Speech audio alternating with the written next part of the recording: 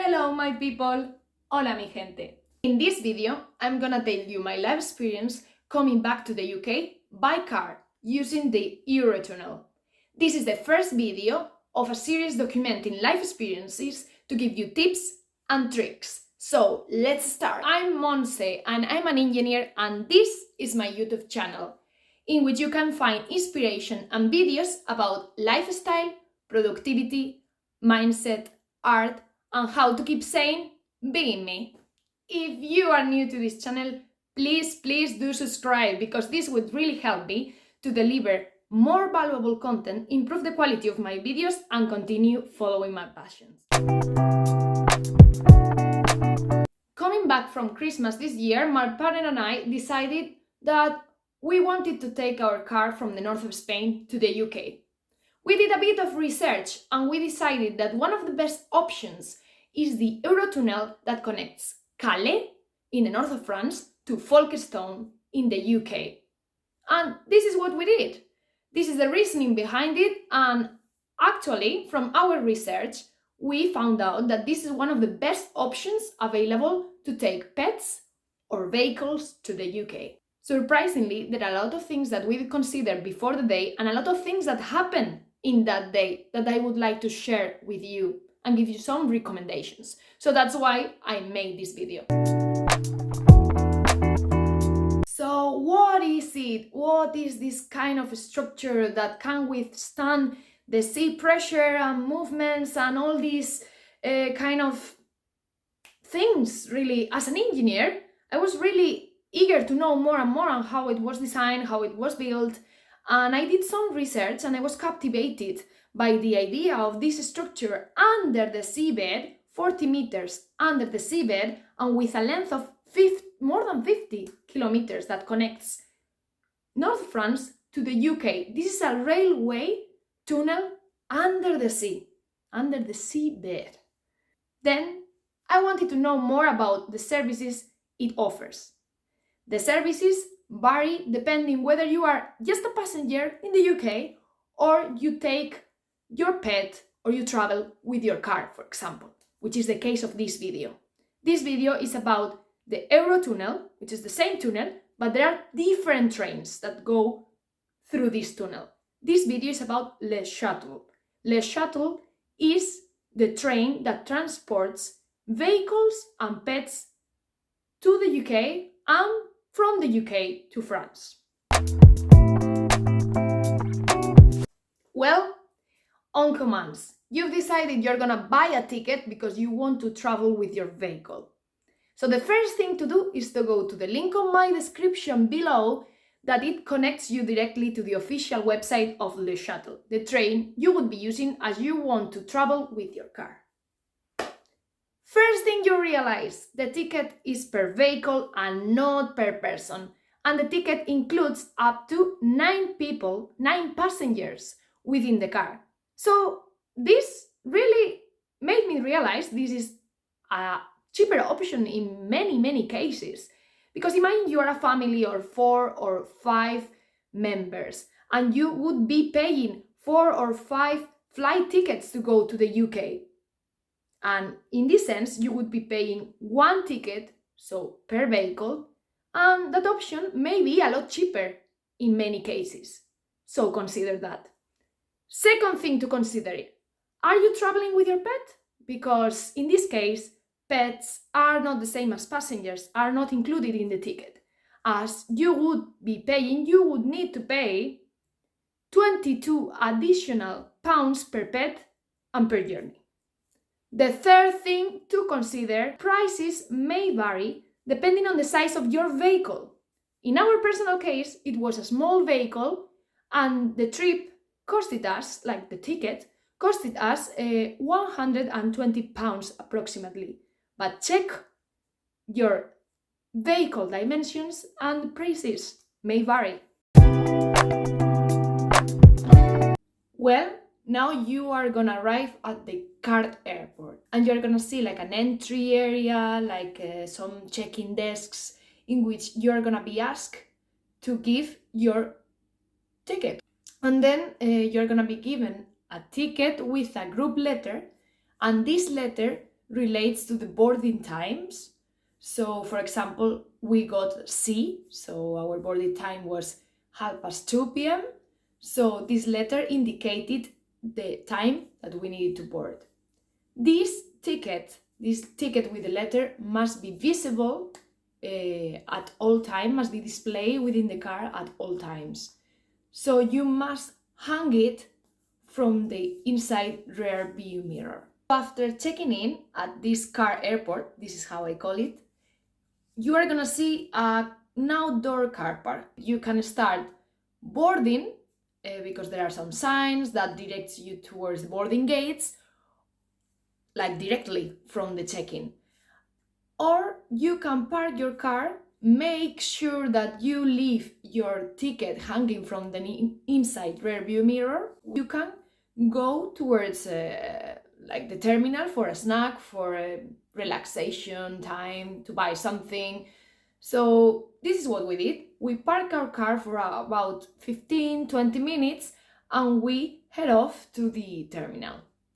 In the terminal, this is a relaxing area in which you can find brands such as Burger King or Starbucks, so you can get something to eat, something to drink, any snacks, or even you can buy things because there is like a duty free, similar to the airport, so you are gonna be able to buy things, like similar things that you buy in any airport. So if you are like us, a bit anxious about how everything works, a bit concerned about how we are gonna know that we are being called for boarding. So there is an information office within the terminal, within this relaxation area, in which you can ask as many questions as you'd like. And this is what I did. Personally, I went there and I asked the staff about how to know when I was gonna call for boarding, which kind of documents we would be needing, what kind of steps would be going through in this boarding process. And they answered all those questions without any doubt, and I was calm after that, and we came back to our car and started the boarding.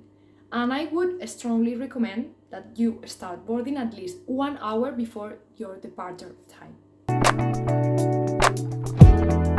So, well, you started the boarding process. So you'll be driving towards a path in this car park and following the signs to the boarding gates. In the boarding process, there are 2 steps. There is the French customs and the UK entry or UK border. And as I said previously, you would be spending a long time waiting on those lines, on those queues, as it happens in any VC airport in the boarding gates, the security control. So actually, I would strongly recommend to start boarding at least 1 hour before your departure time.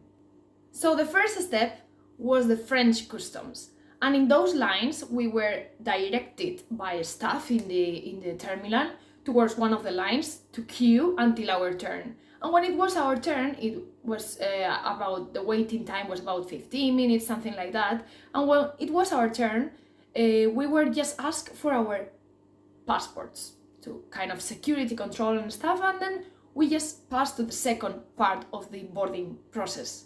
And this time we did not expect how long we were queuing, because for the UK border and UK entry we were about 30 minutes in the queue, something like that, so longer queues.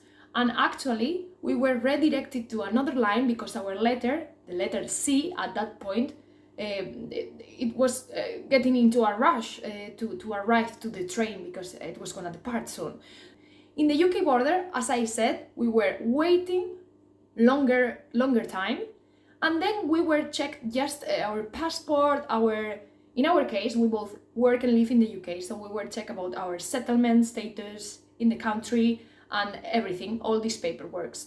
And actually I would strongly recommend as well that you have all documentation, all UK documentation, settlement, work and stuff, all passport and everything, all updated in the system, because you'll be asked for that as in any other UK border or entry that you may have experienced. So by the way, now maybe you are wondering whether we got checked inside the car, and actually the answer is no. I was totally surprised and quite shocked by this fact, because we did consider the entry requirements, kind of the luggage requirements, which kind of items are banned, which kind of items we need to be aware of, how many kilos we can take per person or something like that. I'm just talking about food from our families from Christmas in this case. But actually, we did not get checked inside the car, and I was quite shocked about it. But I would strongly recommend as well to check the UK government guidelines to make sure you comply with the entry requirements in terms of luggage. After the UK border, you are already in UK territory. The staff there will direct you towards your allocated car space within the train, within the shuttle. And you'll see something like this.